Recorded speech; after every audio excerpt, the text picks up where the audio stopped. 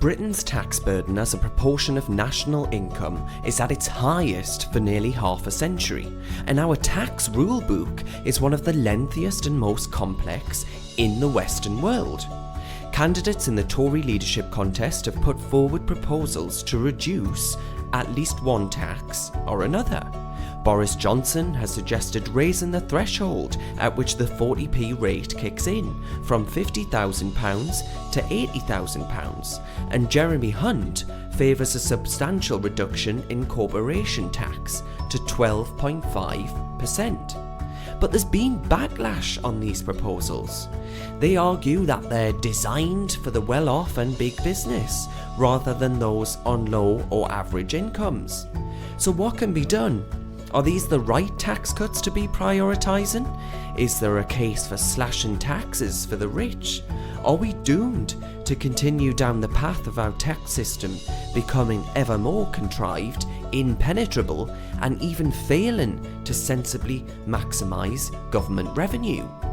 I'm Darren Grimes, and joining me to debate how we make the moral case for a slimmer tax rulebook, and a significantly less complex one at that, are the IEA's Director General, Mark Littlewood, and Associate Director, Kate Andrews. Hello to both of you. So, Mark, in your Times column last week, you called on politicians to make the case for cutting taxes for the rich. Now, in some ways, Boris Johnson's already done this, pledging to give a tax break for people earning 50 to 79,000 quid. But if the IFS has attacked this proposal when you've got the education system crying out for more cash, how can you justify prioritising those earning nearly 3 times the average salary? The problem with that approach is we will never get off this death spiral. It will always be more important to educate disadvantaged children in poorer areas of Britain than it is to allow somebody on £70,000 a year to have a cheaper foreign holiday.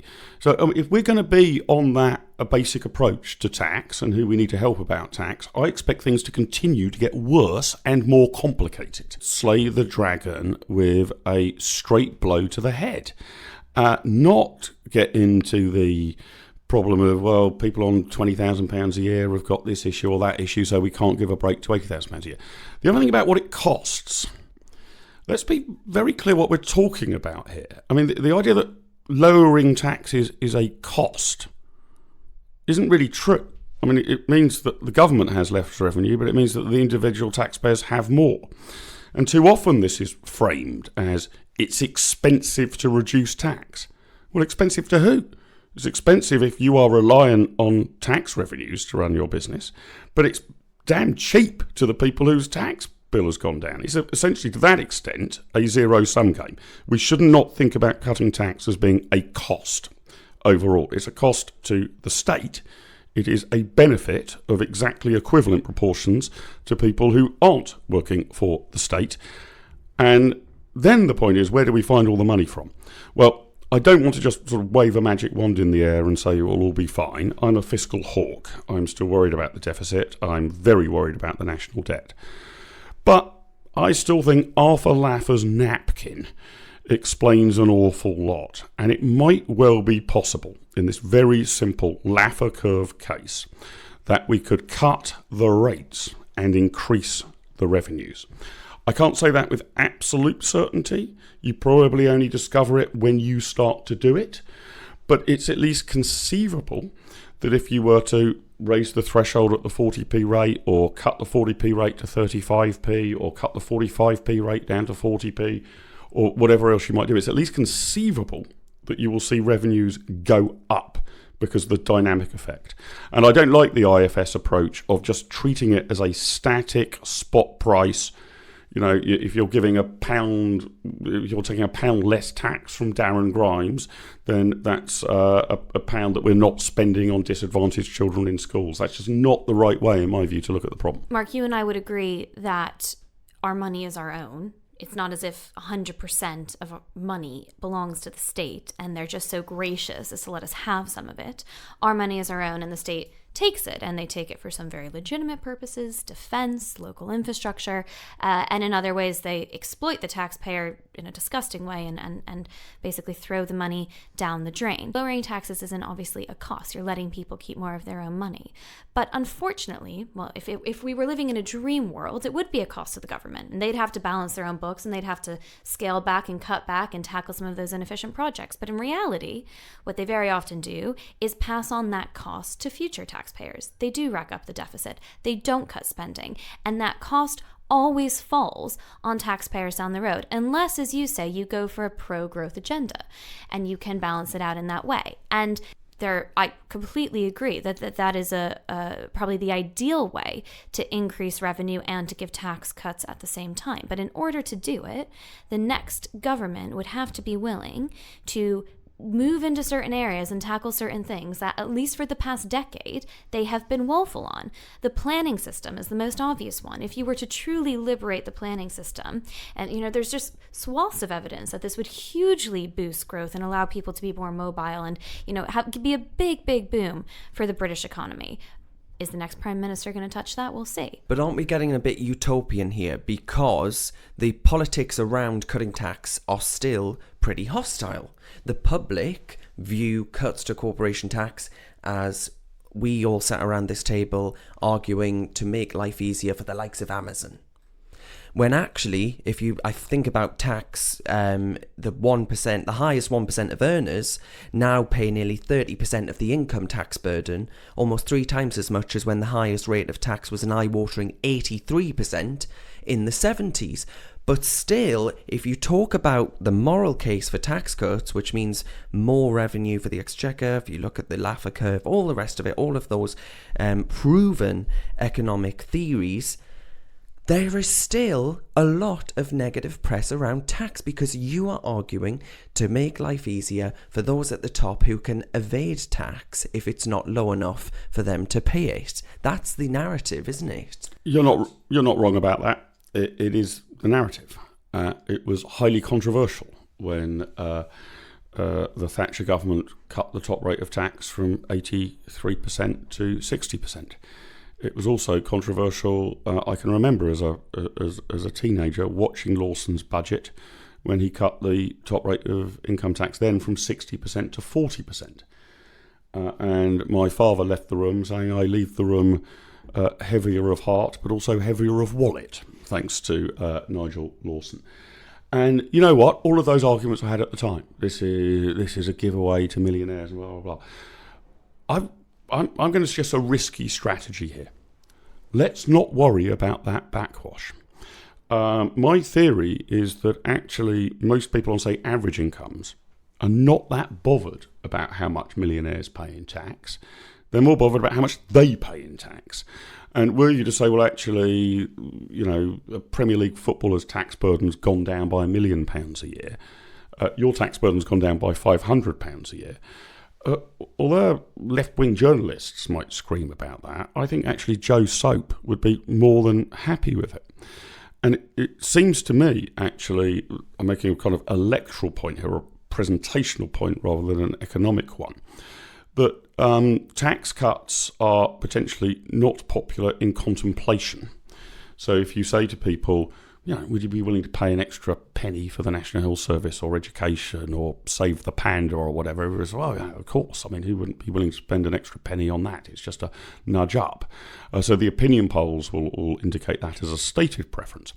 But as a revealed preference, when you bring in the tax cuts in the face of the opinion polls and the backlash from left-wing commentators, I think it's an invigorating effect. People then love them when they happen. It's a gamble. That would be a bold move. There is no easy way to stand up and say, I think millionaires should pay less tax in Britain. But I do think that millionaires should pay less tax. And Darren, you were just asking about corporation tax and Jeremy Hunt's proposal here. And I think your question was, doesn't that just make life easier for Amazon? Well, I'm in favour of making life easier for Amazon. What, do you want to make life more difficult for Amazon? I want Amazon to be a more efficient, more profitable, expanding company. Making life easier for Amazon is fine. I'm in favour of that. Many people look at our high street though, Kate, don't they, and think, well, why should Amazon be getting off more likely than the struggling high street on tax.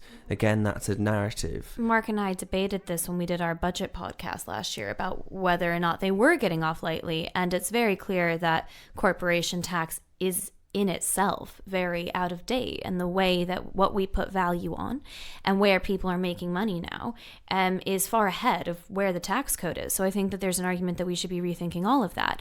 I don't think we should protect the concept of the high street as it existed 20 years ago for the sake of it, but the high street should reflect what people actually want to have there, whether that be more apartments, more coffee shops, more movie theaters, and the like. And maybe, you know, shops that we still have, but that customers show they actually want to go to. To your point about corporation tax specifically in Amazon, I think Mark's right. It's all about how you frame this. You know, if you say I want to give Amazon a tax break, people might get, they might be a bit standoffish on that. But a lot of people like Amazon. A lot of people like being able to order things to their home overnight. New moms like being able to put in that diaper order and to get it to their front door the next day without having to leave the home. There's a lot of benefits to Amazon that people recognize. And the point that we really have to keep making is that corporation tax is a stealth tax on workers. A paper from the Adam Smith Institute a few years ago found that over 50% of corporation tax was actually a tax that was coming out of workers' wages. So corporation tax, really any form of tax that's targeted at business, is targeting individuals, because businesses are individuals, whether they be owners or shareholders or employees or bosses. These are people. The money's coming from somewhere. It often comes from workers, and it often will be increased costs on customers who are going to have to see the prices of the products that they like go up if tax increases. So I think it's all about how we frame it. I think this is a very important point, and what Kate said there, I'm now in loud agreement with you. Not getting fired. I don't like this idea that I'm caricaturing a little bit what the high tax the people in favour of high taxes will say, but their argument could be caricatured as, I'm not in favour of taxing people. I'm in favour of taxing corporations. Sorry, the only thing you can tax is human beings. Right? There's nothing else yet exists. Robots are not there yet. We're not taxing. I mean, there's nothing else to tax. Right? Human activity is what we're taxing. Now, you can say, well, it's a tax on a particular business or an amalgamation of human beings or a particular cohort, but it's all a tax on not necessarily workers, but investors, savers, and people. It's all completely a tax on that. We've got to make sure we get away from the idea that if only the FTSE 100 companies paid their fair share. No, I mean, nobody ever defines what that fair share is. Fair share just means more, from what I can gather. Nobody's ever said, well, actually, I think the burden's too high. Then we're at the races because we're taxing something amorphous. You're not taxing something amorphous. You are taxing real human activity. The workers, the shareholders, the customers, you know, for all I know, some of my pension is invested in Amazon. I'm not sure whether it is or whether it isn't. You start taxing Amazon more, my pension falls. So I think we've got to get away from the idea that we can just sort of pluck from the top, these people who aren't really named, but just the corporates, big business. If you start taking money away from them, then public sector workers who have their pension funds invested in a tracker fund will have lower pensions. That's the knock-on effect. So you've got everything from scrapping VAT to reducing national insurance were proposed during this leadership election so far. And I wonder if you briefly set out what your favourite proposal has been and what your least favourite proposal has been that you've heard over the past few weeks. Do you want to start, Kate? So my least favourite proposal would probably have been Rory Stewart's proposal to not cut tax, followed by Michael Gove's proposal to slash VAT. Now, there is an interesting point to be made on VAT. We've talked over the past decade about austerity, and it's almost always framed in terms of spending cuts by government. But we very rarely talk about taxpayer austerity, and taxes did go up to also help tackle the deficit, and VAT was one of them. It went up from 17.5% to 20% in the name of austerity, and that has never really been readdressed. We keep talking about how we need to spend more, not where we need to cut taxes. So you could make that argument, but in reality, VAT is a fairly efficient tax, and not the one that I would have targeted if I were Michael Gove, especially because over in the States where you do have sales tax, retail sales tax, they're just not nearly as efficient and as targeted as VAT. I think my favorite tax is probably still Dominic Raab's. A message that free marketeers probably have to make more often than is fair is that our policies work for everyone, including the poorest in society. And when people haven't had a tax break in a really long time, I do sympathize with wanting to give it to those at the bottom. That doesn't mean that should be the only tax break, but I do think that what he cottoned onto there and what he recognized would be a really good gesture and symbol, and also quite a lot of help. I think it was estimated £680 extra a year per head, is something that people at the bottom, or people who are just working to get to that next job, that next rung on the ladder, who are really trying to make good for their own lives. I think that policy says, we're going to help you. And if you work hard, you are going to see you're going to see the success of that. Absolute rubbish. I couldn't disagree with you more strongly. Really, Rory Stewart's no taxes was your favourite? Well, I don't consider Rory Stewart to have come up with a proposal. He came up with a non-proposal. Dom Raab, who I know and like a lot and agree with on a large number of things. Kate, I think you summed it up, that this would be a good gesture. Well, I'm sick of gestures. That's not the point of the tax system, to make gestures. Over £600 per person. It's term, not just a gesture, though, is it? You use the term, it would be a good gesture. It would be a gesture and a meaningful I'm not interested in using the tax system to virtue signal. I'm interested in using the tax system so that we have a thriving pro-enterprise economy. And I think the entire problem is that we're deciding we like this one because it will signal to this demographic that we care about them and wish them well getting their next step on the ladder. Of course, I wish everybody well and want them to take more steps on the ladder. It's not the purpose of the tax system to do that. So I think Dom Raab doubling down on the let's take even more people out. Well, it was raising the personal allowance and slashing NICs, I think, was the thing. But it was clearly designed not to be a sensible economic policy, but to be a political pitch. This is the demographic I wish to signal to that I am helping. So that was pretty poor. Michael Gove's plan, however, was even worse. The idea that you would abolish VAT and replace it with a sales tax, in my view, is economically illiterate. A sales tax is a tax on transactions. Why do you want to tax transactions? Because they then build up over time. So imagine you're, putting together a motor car. You buy the widget, well, there'll be a sales tax on that. You then buy the tyres, there's a sales tax on that. You then start screwing things together with a screwdriver that you also pay a sales tax on. You then ship the car to a showroom and you pay a sales tax on that. Value added is the correct way to tax it. It's a slightly more complicated concept, but it is economically considerably more justifiable than just basically a tax on turnover. So Rory Stewart said nothing from what I can recall. Raab's plan, I disagree with, and I think was electoral politics rather than good economics. Michael Gove's plan to be able to say I'm going to abolish VAT, but I'm going to replace it with a sales tax, I think it's very bad economics.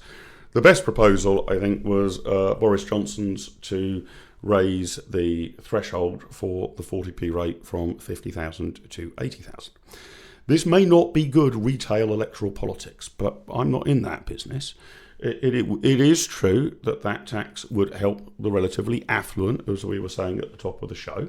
It is also true that there are not vast numbers of people in that income bracket. So as a retail offer, it's not a great thing to shove on a political leaflet. It's not obvious to me that these people would change their voting intention as a consequence.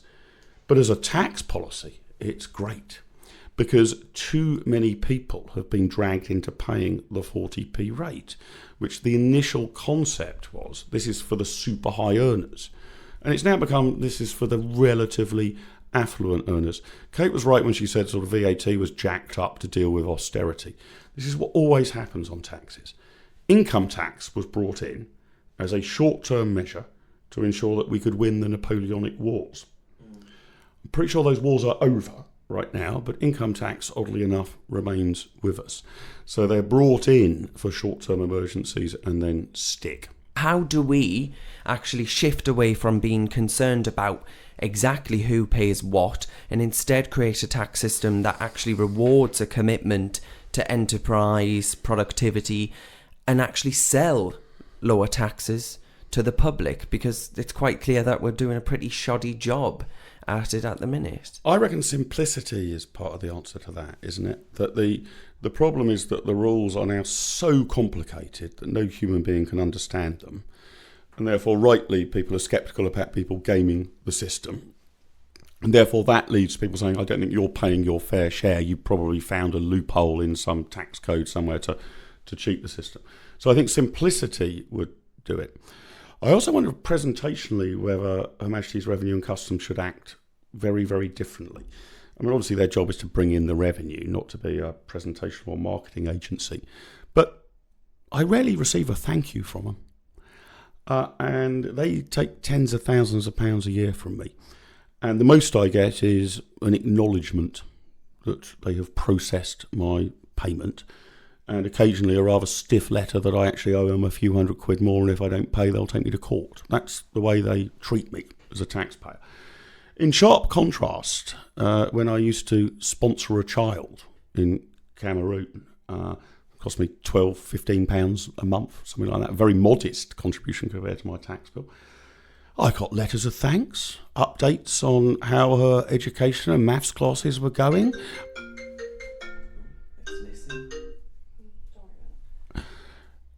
In sharp contrast, if you sponsor or give money to charity, philanthropy, you will get a much nicer response. You don't just get red reminders. And I just wonder, although it's not an economic policy, it's a marketing one, whether we should actually get the Revenue and Customs Department to try and see the taxpayers as people to whom we should be grateful. If you've made a massive tax contribution this year, perhaps your name should be put on a plaque and attached to a hospital or a local school with a great thanks to the contribution that you've made. I mean, those, as I say, are presentational points, but I wonder whether that might actually change the culture. So make it simpler and be much more generous in spirit to those who are actually being generous in terms of the amount of money they're handing over. I very rarely say nice things about the President of the United States, but one of the best policy proposals he put forward in 2016, which he has not done yet, is that you should be able to file your taxes on the back of a postcard. And if you didn't end up paying any tax, you just got to tick a box that said, I win, which I thought was quite fun. That hasn't come to fruition yet, but I think simplicity is absolutely key. Unlike Mark, I'm not really interested in the state actively showing its gratitude. I think there are actually some pretty hilarious examples of, hundreds, if not thousands of pounds that HMRC have sent to people whose tax returns they messed up or got wrong to apologize and whatnot. I actually don't really want my tax money being spent that way, nor do I really want my name on a plaque. I think the key is to allow people to have more control over the tax money, right? So whether that be more control over which doctor you see or which hospice you're in or which school your child goes to, I think the best thing you can do is make people very aware of the amount of tax that they're paying, and then give them much more control over that money as if it is a voucher, as if the 4 or 5 or 10 or 20 or 100 million pounds that you pay in tax a year is money that still belongs to you, that the state's going to use for certain purposes, but that you absolutely 100% have a say in. What about, or at least a recognition of what others have contributed? I mean, do you think it would have any? It's only social impact. I agree with you. It's not an economic policy. But I just wonder if NHS hospitals and state schools had to sort of, open each day with thank you to the hedge fund managers. It's really down to the hedge fund managers who are earning huge amounts of money in the City of London and paying over hundreds of thousands or millions in tax that this institution exists at all. The sort of way I would thank IEA donors. Thank you very much. It is only because of you that we exist. And it's ceremonial. I completely appreciate that. It's not actually an economic policy. But I just wonder whether that might refocus people's attentions a bit, rather than it being, actually, I've got a few problems at my school or my hospital. That is almost certainly because the hedge fund managers are not giving us enough. And that's where we've sort of got into the dynamic of. This would be the equivalent of me saying at the IEA, whilst I note that some donors are here, I haven't been able to give my staff a pay rise, you very mean tightwad people. And you will be receiving a very stiff letter from me in the next few days in which I insist that you hand us over more cash. It's a cultural point. But I just wonder whether we could go with that cultural meme a little bit more gratitude from the public sector and a little bit less officiousness. And I don't count sending people bouquets of flowers because of an administrative mistake. I mean, they shouldn't make the administrative mistakes. I think could change things. I think your cultural point's an interesting one. I'm not convinced it would work. But what you're tapping into, which is extremely important, is that there's a demonization of the wealthiest in society who are overwhelmingly paying the majority of tax, right? The top 10% are paying, I think, roughly 60% of all income tax. The top 1% pay roughly 30% of all income tax. So, when we talk about fair shares, well, what exactly would be fair? These people are contributing to, they're contributing certainly to the majority of the tax intake. I think rather than a plaque or, a vote of acknowledgement, a lot of this comes from the top. And politicians need to acknowledge the benefits of tax cuts. They themselves need to stop demonizing the rich and the free markets that made them rich. It will be interesting over the next few weeks to see how Boris Johnson and Jeremy Hunt play this, because tax cuts are on the agenda. They've brought them up themselves. The rhetoric around it so far has been good, but neither of them, I would say, has come out as the tax-cutting champion, as the one to say, we must, for the wealthiest and for the poorest, give people a break because that is the moral and right thing to do. Neither, I'd say, are making the moral case for tax cuts. Be interesting to see if that comes out, but it's difficult because, as you say, culturally right now, it's not popular. Well, Mark, that leads me quite on. I was just going to ask you to finish in a sentence if you could sum up what you would like to see from the debate going forward, the tax debate, I mean. Kate has already done that, thank you. So I wonder if you could to end.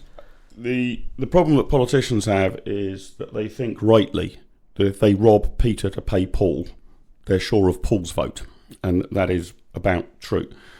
The problem is that we're robbing both Peter and Paul at the moment. And the problem is that politicians are making retail offers to grab a headline.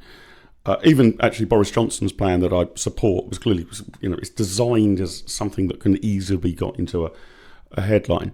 And that leads to the great problem that you're sort of giving away a little bit on one hand, but you're taking back much more on the other. So what Kate was just saying about VAT, so you can sort of boast that we've released people out of income tax. They're all paying less tax. Millions of people who used to pay tax aren't paying tax. Yeah, but sure, when you go and buy a product, however, we've now taxed that at 20% rather than 17.5 or 15. It's a sleight of hand. So long story long, I think what needs to be discussed is basically the overall tax burden. Not a specific tweak here to national insurance contributions or VAT or alcohol tax, but should we really be squeezing nearly 2/5 of all money out of the private sector of the economy, or would we like to see that fall to 1/3 or 1/4? And once you've got that broad target in mind, then you can get into, well, is it corporation tax? Is it sales tax? Is it VAT? What should the personal allowance be? But what is the broad, big number? And taxing the British population at near as damn it 40% of everything they earn when you add it all up is too high. And I would like those who are striving to become Prime Minister, not just Mr. Hunt and Mr. Johnson, people of all political parties and hues, to seriously address the question about what they think the acceptable percentage is. And in my humble opinion, 40% is way too high. And I think it's good to end it as a nest of singing birds, because I think we can all agree to that.